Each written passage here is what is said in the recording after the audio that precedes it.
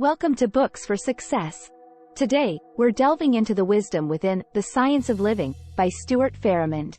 The Science of Living explores the science behind things you do every day and debunks some of the common myths that shape your habits.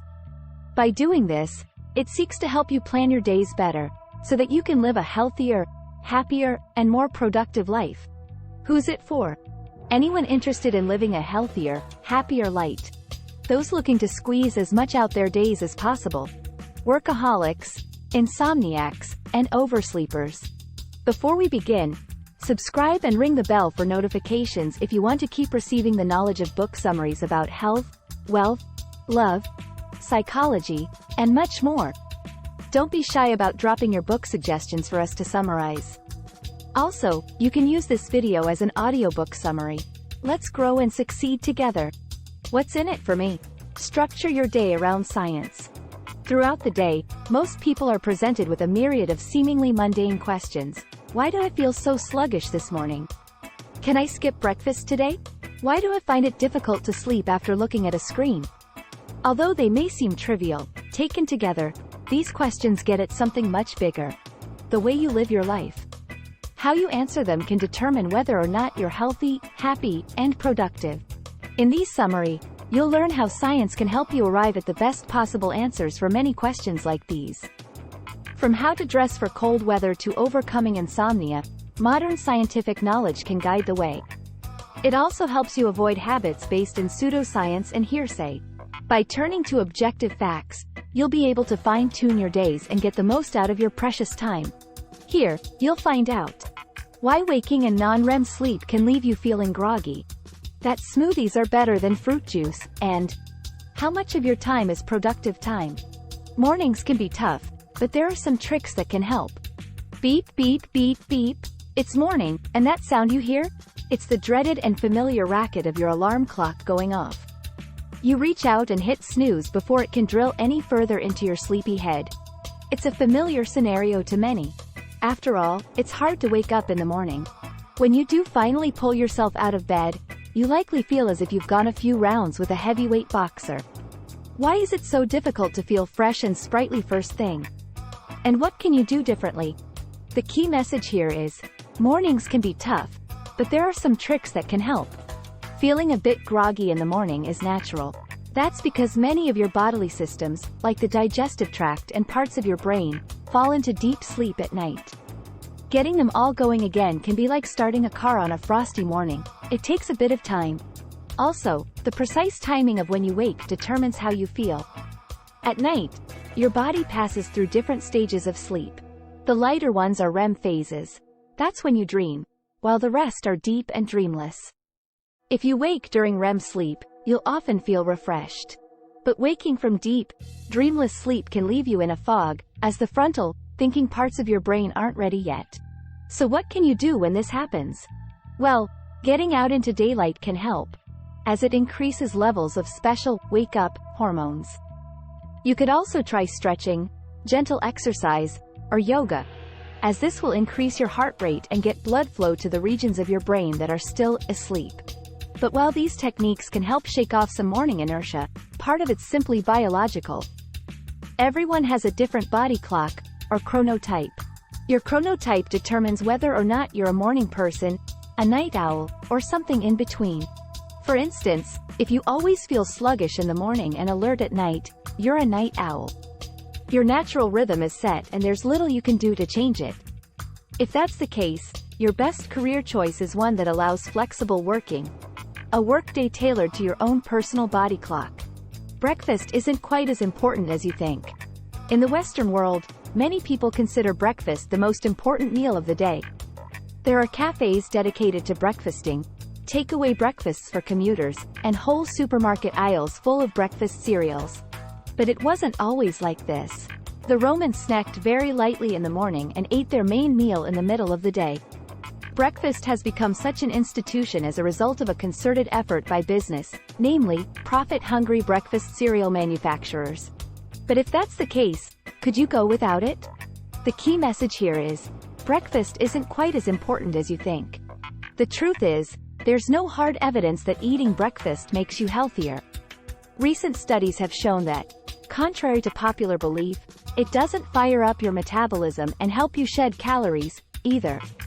There's a small increase in the metabolic rate at breakfast time, but it's no bigger than with any other meal. Just as with sleep, your body clock determines whether you need breakfast or not. Some people crave it, but if you don't, it's no big deal. If you're diabetic, sick, or do heavy manual work, then you should eat breakfast to keep energized. If you don't fall into one of those categories, breakfast isn't exactly a necessity. With that said, many people do eat breakfast to get themselves going. And it's important to make the first meal of the day part of a healthy, balanced diet. So what makes a good breakfast? To provide the body with fuel, nothing beats a bowl of whole grain porridge. It releases energy slowly throughout the morning, and keeps you fuller for longer. In general, it's best to choose whole grain food over convenience food. Highly processed breakfast cereals are best avoided, as they're packed with sugar. And rather than drinking sugary fruit juice, go for a smoothie. The smoothie pulp retains the fruit's fiber, which is lost through juicing. That fiber is necessary to maintain good gut health, which is vital to your all-around health. And what about vitamin supplements? Although they can be important for people with deficiencies, they're unnecessary for most people if they eat well. Unless you've got a special medical requirement, you can get everything you need from a balanced, varied diet. Dressing for the weather really is an exact science. So, you've managed to get up, make a healthy breakfast, and have just taken a look outside to check the weather. Snow flurries are drifting along the street and there are foot-long icicles hanging off the windowsills. In some places, the snow is so deep it would come up to your knees. It looks cold. What should you wear to stay toasty? Just a big coat and a wool sweater, or lots of layers? A hat? No hat? Thankfully, science can lend a hand here. The key message here is, dressing for the weather really is an exact science. If it's really cold outside, the best thing to do is wear lots of layers. That's because it's not the fabric itself that keeps you warm, but the air that's trapped by the fabric. A big wool sweater on its own is unlikely to trap as much air as 3 lighter layers on top of each other. That static air, trapped between you and your clothes, is the best insulator, especially as it's warm and close to your body. There's a similar logic at play in keeping houses warm, too. There's a little gap between double-glazed windows. What about a wool hat to ward off the cold? In cold weather, a hat can really help, and especially in very cold weather, under 4 degrees Celsius, where you can lose up to half your body heat through your head. Another thing to bear in mind about dressing for cold weather. Generally, women feel the cold more than men. And no, this isn't because men are especially hardy. It's down to the higher levels of estrogen that women produce. This hormone thickens the blood, which reduces the flow of warmth to the body's outer parts. Now, if you look outside and see scorching sun, science can still help you choose your attire. When it's hot, you cool down through sweating. The sweat then evaporates, removing heat from your skin. So when it comes to dressing for hot weather, you should look for clothes that aid this process. That means loose clothing, and best of all, loose, specialist clothing, like certain kinds of sportswear, that are manufactured with microscopic gaps between the fibers. These wicking fibers pull the sweat from your skin, helping your body regulate its temperature. That should be enough to keep you cool when everyone else is fainting in the heat. Science can help you structure your days. It's Monday morning, you wake up, eat breakfast, and begin work. For a few hours, you're able to power through a complex task you were too exhausted to finish on Friday afternoon. Then, after lunch, you unexpectedly run out of steam. What happened? Again, science can clear things up. By learning how energy levels fluctuate throughout the day, you can make sure that you maximize your productivity, know when to exercise, and take time to relax. The key message here is, science can help you structure your days. For most people, the first 2 to 3 hours of the day are the best time for working on complex tasks. During these hours, your mental focus is strongest, so it's best to reserve this time for important things like working out a complicated budget, writing a detailed report, or operating heavy machinery. This is prime productive time, so it's wise to clear your desk of distractions and try to optimize your workspace. Turn off any distracting notifications and make sure you're not scrolling through social media. By the time lunch comes around, your most productive hour and a half is gone. Your laser focus has dissipated, and it won't return until tomorrow. So how do you use the post-lunch period well? This time is best for less demanding tasks, like mundane paperwork, routine catch-ups, conference calls, and bouncing ideas around with your colleagues. It's also important to take a break, to disengage from work entirely for a short period. It's only when you enter a wandering, daydreamy state of mind that your brain can recover from its morning exertions. That way, when you go back to work in the afternoon, you'll go back refreshed. There are ways to manage post-lunch tiredness. It's lunchtime, depending on your work culture. Perhaps you'll scoff a few sandwiches down by the water cooler, grab a quick bite on the go, or even sit down with colleagues for a restaurant meal. Then it's time to return to the daily grind. But if you're like most people, you probably have a slump in your energy level following lunch. Drowsiness comes on, and you suddenly find it hard to stay sharp and focused.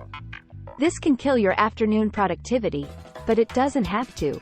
The key message here is, there are ways to manage post-lunch tiredness. First off, it's natural to feel sleepy after lunch. Following a meal, your arteries widen so that there's a ready supply of blood to your stomach as you begin to digest your food. Your stomach then squeezes your meal to extract its nutrients. This is all hard work, and naturally, it tires you out quickly. In addition, sleep-inducing hormones are released from the gut into the bloodstream. By this point, you could probably just nod off, wherever you might be. The bigger the meal, the harder your gut has to work, and the drowsier you feel. With a big meal, sleepiness can come on in about 20 minutes and then last for hours. So, if you have complex tasks planned for the afternoon, you're best eating a much lighter snack for your midday meal. It's also a good idea to stay off the roads after a big lunch, or at least to be extra vigilant when driving. There's a sudden increase in motor accidents during this time, thanks to all the drowsy drivers on the road. The scientific name for this phenomenon is postprandial drowsiness. With so much of it going on, wouldn't it be best just to take a siesta? Well, yes, it would. It would be the natural thing to do. And in many places, from the Mediterranean to mainland China, that's exactly what happens. It's only in Western Europe and the US, where a vestige of the strict Protestant work ethic remains, that napping after lunch is frowned on. The truth is, like most mammals, humans are programmed for 2 sleeps a day. Just as chimpanzees and dolphins sleep for 2 periods, you should too. And refreshed, you'd be able to work with more focus and energy. So, if your job allows it, try to squeeze in a nap, even if it's just for 20 minutes. It'll do you a world of good. Socializing is vital for your mental and physical health. With the workday finished, you're invited out for a few drinks with friends. After all the focus and exertion of the day, it's a relief to sit down and gossip, make each other laugh, and reflect a little on your lives. Human beings have socialized ever since they began to gather in groups, from hunter-gatherers around an open fire to you and your friends in a city bar. It's proven to be the glue that holds societies together and also, on an individual level, a way to feel good. And what's more, socializing is good for you, too. The key message here is, socializing is vital for your mental and physical health.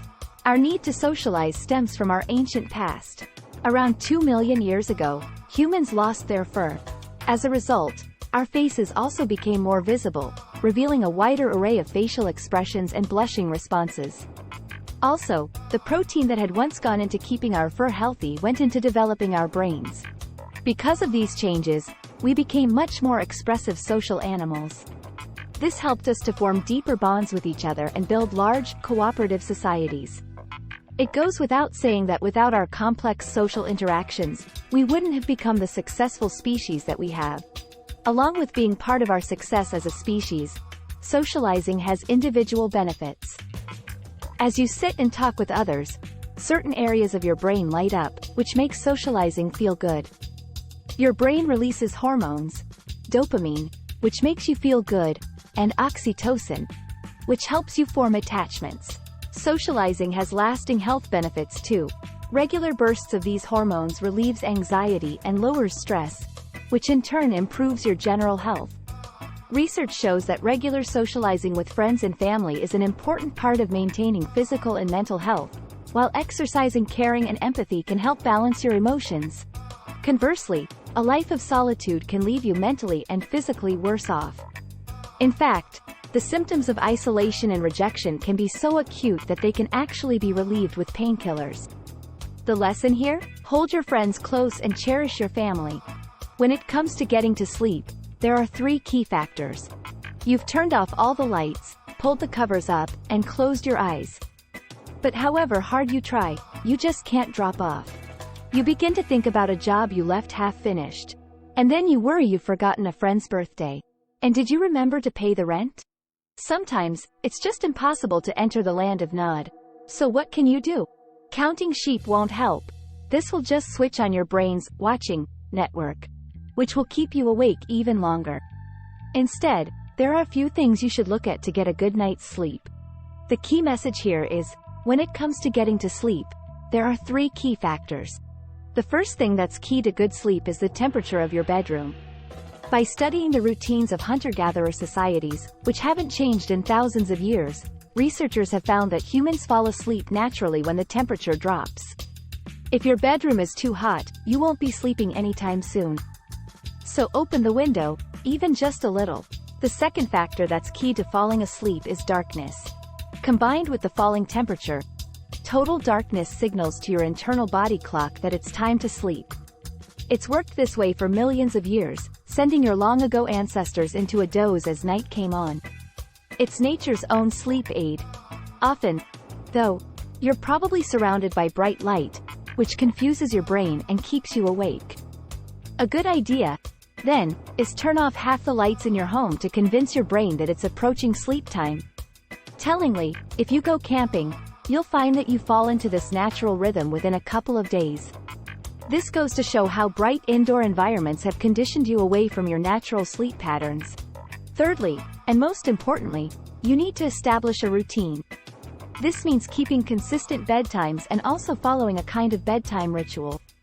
This could mean brushing your teeth, dimming the lights, meditating a little, or taking a warm bath. By doing this, you'll train your mind to expect rest. And one more thing. There's no point lying in bed if you can't sleep. This will train your brain to link bed with being alert. In that case, it's best to get up and go and read or listen to music quietly in another room, until you feel tired again. You'll get there. Final words. The key message is, science can help fine-tune our daily routines.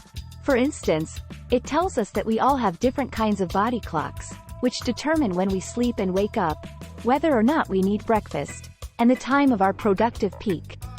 By paying attention to science, we can better adapt to our biology and avoid harmful or just plain unnecessary habits. Actionable advice. It's okay to put a coat on before you go out in the cold. The next time someone warns you that you won't feel the benefit of your coat if you wear it too long before you go out, you can politely inform them that that's not true. The warm air that builds up under your layers while you're indoors will serve you well when you face the cold. Thanks for being part of our insightful voyage. If our summary piqued your interest, we encourage you to dive into the complete book for a deeper understanding. Don't forget to like this video, subscribe for more content if you're new here, and share it with others who might find it valuable. Keep on reading, discovering, and advancing until our next adventure.